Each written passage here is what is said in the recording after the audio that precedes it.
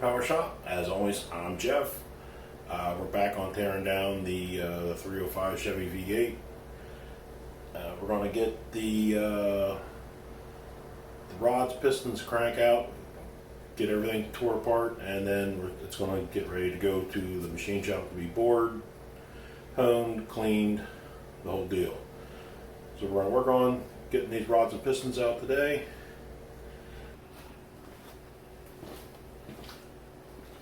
This is a one-piece seal block. This is actually the first time I ever tore one of the one-piece seal blocks apart. Get this rear seal off. There are 4 bolts, well 3 bolts and a stud and a nut. You take all those off and this rear seal pops right out. I don't have any room in my engine stand, so I gotta make sure I remember that when we put that thing back in. That's gonna go in with I get some spacers for that engine stand, probably would be the best idea. Anyway, oil pump. There's some kind of an oil tray to keep the oil from splashing around in the oil pan. Get the pump off, and then we're going to get these rod bearings out.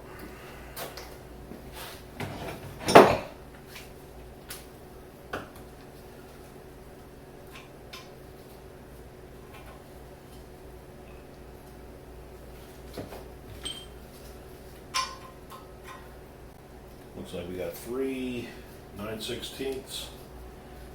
And then a 5/8 holds the oil pump in. And I'll bust these out real quick.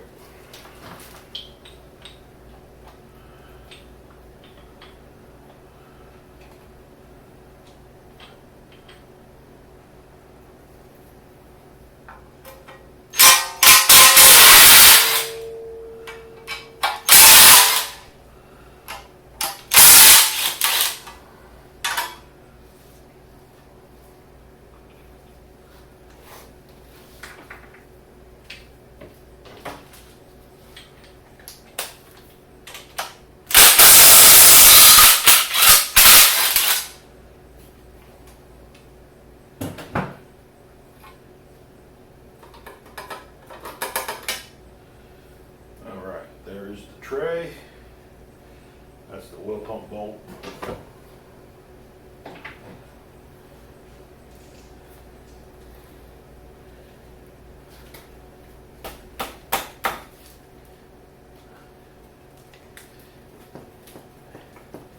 Got 2 little dowel pins that hold this oil pump straight. Get them out. This oil pump is not going to be reused again. And also the oil pump dry shaft. These come with a plastic clip. That is all going to be thrown away. But I am going to hang on to the oil pump until I get the new one, just to make sure we get everything exactly the same and in the same location.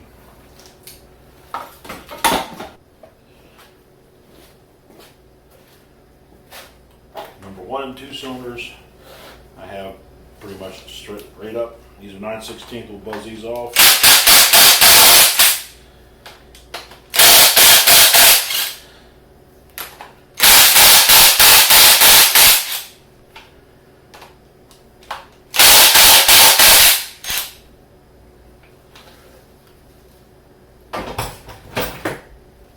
I did take the nuts off the whole way. I'll give these a slight tap to separate the caps, just like that.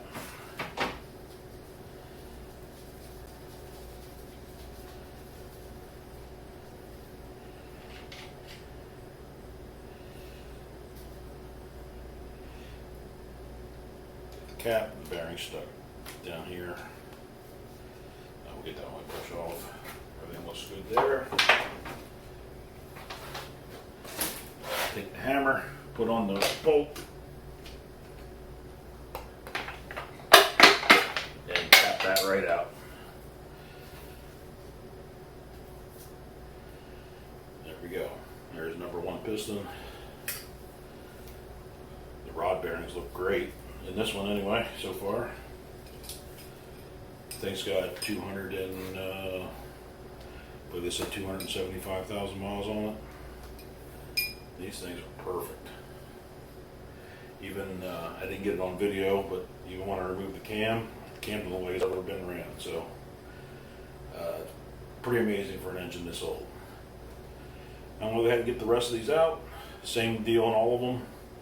And I'll bring it back when we have all the pistons out and get ready to pull the crank.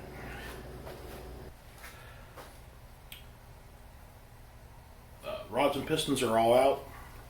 The person I bought this from said this engine had about 275,000 miles. I don't know if you can see here is a rod bearing. It actually looks perfect, especially for 30 years old, 275,000 miles. Got the rod and the piston. On these stock pistons, they have a little groove. I can't exactly remember what that's for. I think it's just to help the top ring seat.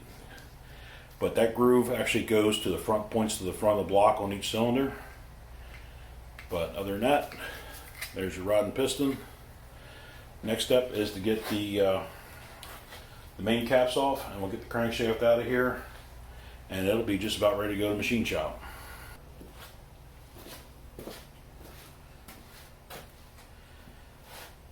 These main caps are actually all numbered 1, 2, 3, 4. Well, 5 obviously is different than the other 4. If your block does not have numbers on it, make sure you have some way to mark each cap so they know where they go. You can use a Dremel with an engraver bit just to put the numbers on it, a metal stamping kit, or you can simply just take a center punch, 1 hole, 2 punches, 3 punches, 4 punches, and you're good to go. These also have arrows on pointing to the front of the block, but they're 2-bolt main, they're 5/8. These I actually broke loose by hand. I didn't have a socket deep enough to get these out, but they're 5/8. We're going to buzz these off with the impact, check the main bearings, and we'll get this crankshaft out of here.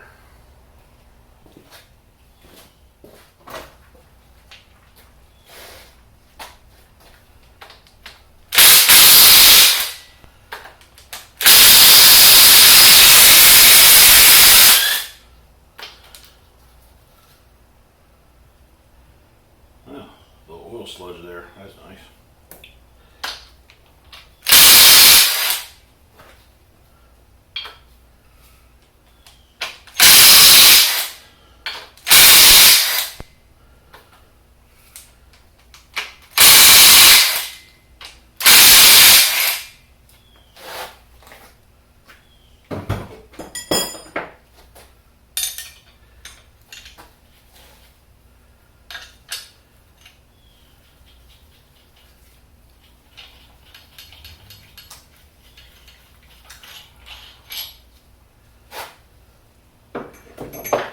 These 3 studs out.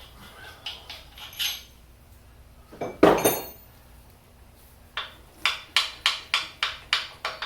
them a little rock. The main bearings actually look pretty good too. Amazing how much better oil is now than it used to be.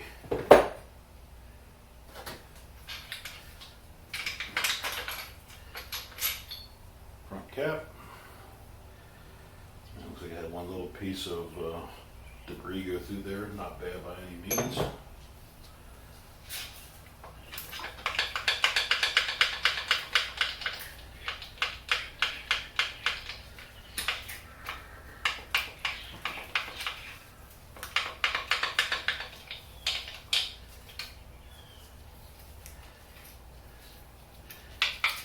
This come loose. There we go.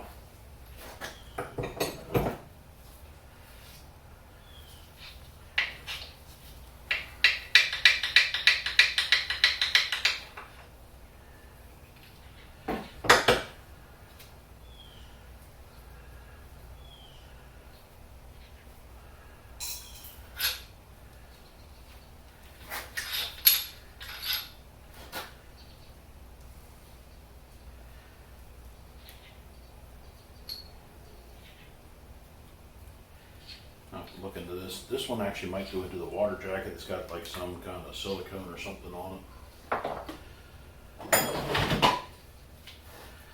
This little tap. Rear main looks perfect. Let me see if I can get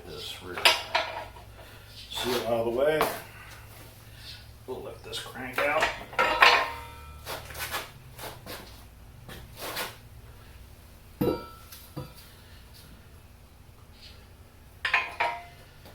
There's the rear one-piece seal. Obviously going to put a new seal on that.